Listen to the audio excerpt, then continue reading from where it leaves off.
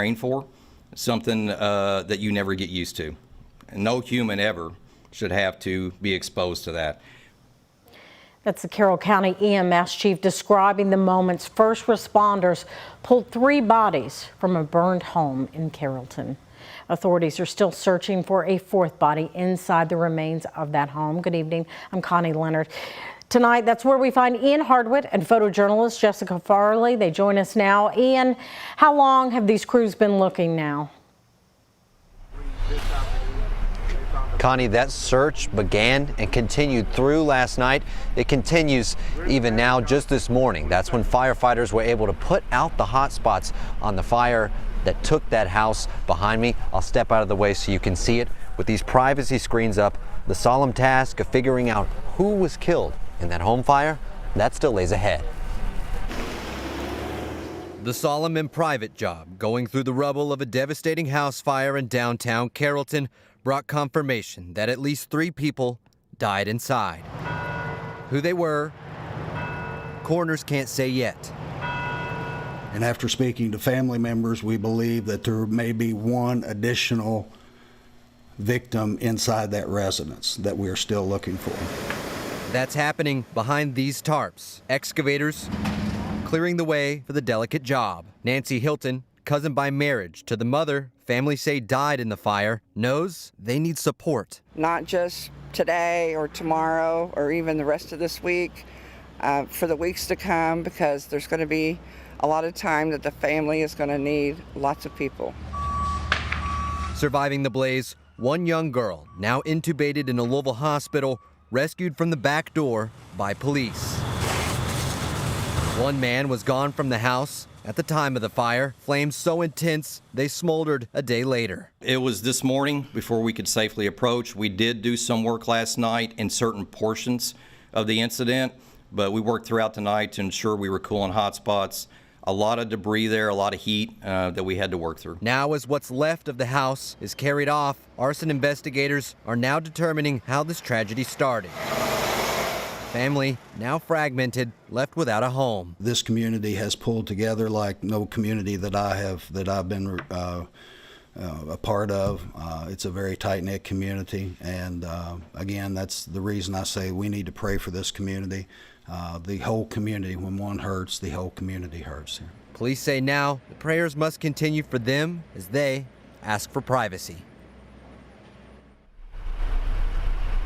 A state task force of coroners from surrounding counties is working the scene now. The bodies they recover will go to Kentucky's medical examiner for official identification. Kentucky State Police, their arson unit, they're working on what caused this fire. For now, I'm live in Carrollton. Ian Hardwitt, WHAS, on your side. Very tough day for those crews. Thank you, Ian. Well, tonight will be the first football game for Cordon Central without senior Bryce Gerlach. He is the teen who lost his life after being shot at Harvest Homecoming in New Albany. Police say a dispute outside the festival led to gunshots. 2 others were hurt. And today we are hearing from one of the people who survived and is still recovering in the hospital. Our Jose Alonso tells us what he remembers from that night. It's just ridiculous. Like, I just wanted to go there and chill with my family, and then I had to leave out with literally a bullet through my leg. Brendan Hagan says it was a fun night out with his family at Harvest Homecoming, but on his way to the bathroom, he noticed some commotion and then heard gunshots. And like the first one, it was either the first or the second one hit me literally in my leg. I felt it. The New Albany Police Department is still investigating who are the people behind those guns outside of Harvest Homecoming. Chief Todd Bailey says at least 2 groups were involved in the dispute, leading to shots fired in different locations. The chief gave us an updated statement Friday saying, quote, "Our team has worked tirelessly since the incident to bring those responsible for this senseless act to justice. Due to the ongoing nature of the investigation, many details can't be released. More details will be released as appropriate." Brendan says he's glad to be alive, but sad to see how this ended with the community losing a young teen with a bright future. In New Albany, Jose Alonso, WHAS 11 on your side. And Chief Bailey says progress has been made in the investigation, but New Albany police are still encouraging anyone with information on the crime to call the tip line at 812-948 NAPD. And Rita's Taco Shop in Corydon helped raise $12,000 for the Gerlach family. The restaurant posted after Bryce's death, saying he came into the shop and ordered the same meal multiple times a week. Last night, those meals sold and the money went right back to the family. The restaurant said they ran out of rice, chicken, and cheese because of the massive support in the community. And for that special game tonight and many of the football games out there tonight, Ben, we've got some great weather. It is going to be very nice weather. No weather worries whatsoever here, Connie. Just maybe that jacket or sweatshirt. Right now it's nice and mild in the upper 60s to near 70, but in just a few hours we'll be dropping into the upper 50s with that clear sky that will allow us to cool down, and just a very light breeze from the east at around 5 to 10 miles per hour. Very peaceful night out there. 67 and 70 our current temperatures. 70 the exact forecast high we gave you yesterday, and really not seeing any clouds in the sky once again. And temperatures ranging from around 66 to 70, 69 in Bardstown right now, Elizabethtown checking in at 66, and an all clear sky over the eastern half of the United States. Just an incredibly quiet weather pattern. High pressure really blocking back any storm chances and keeping active weather out towards the western plains and out towards the Rockies.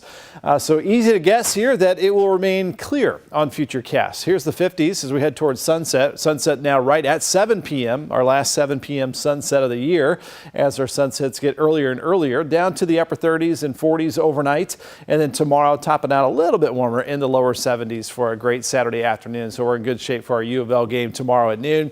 66 for kickoff at 7:30. Cal at Central, our game of the week, 63 at halftime, and upper 50s toward the end of the game. Now those are kind of our metro city games. Outlying areas take off a few degrees off that, so again some jacket weather out there. Clear and bright tonight. Nearly full moon comes up just after 7 p.m. 45 that low temperature. 66 at noon. The forecast high tomorrow at 72 degrees. And how long can this possibly last? We'll look at more pretty nice weather for a while coming up in the 7-day forecast. All right. Thank you so much, Ben.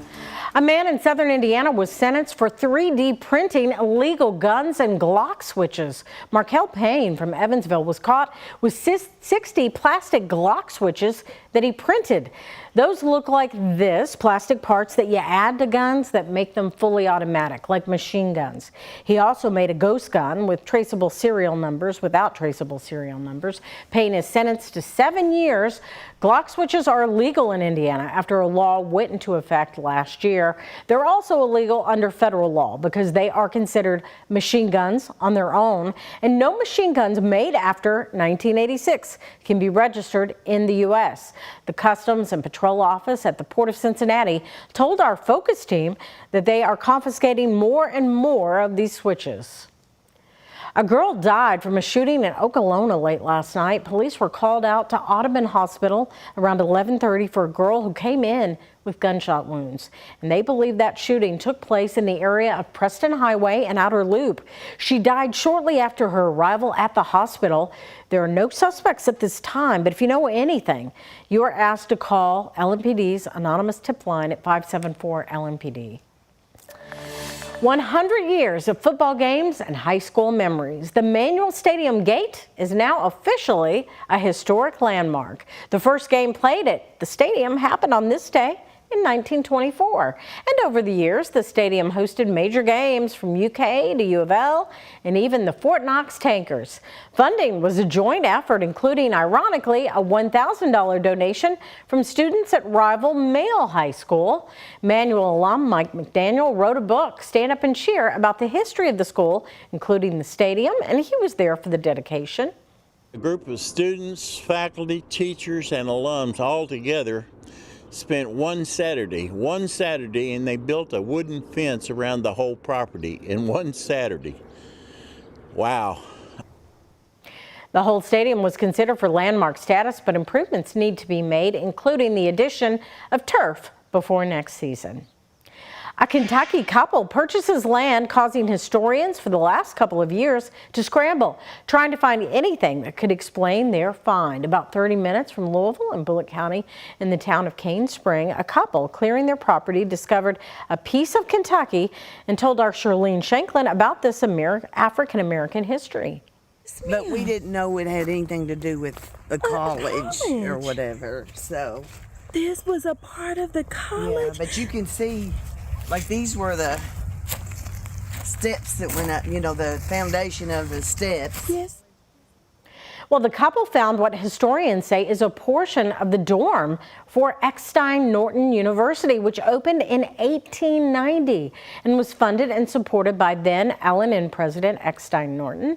On Saturday at 2:30 in Cane Spring, the Kentucky Historical Society will unveil a historical marker acknowledging its existence and the contributions they made in Black history and education in Kentucky. And WHAS 11's own Doug Proffitt will serve as MC for the program.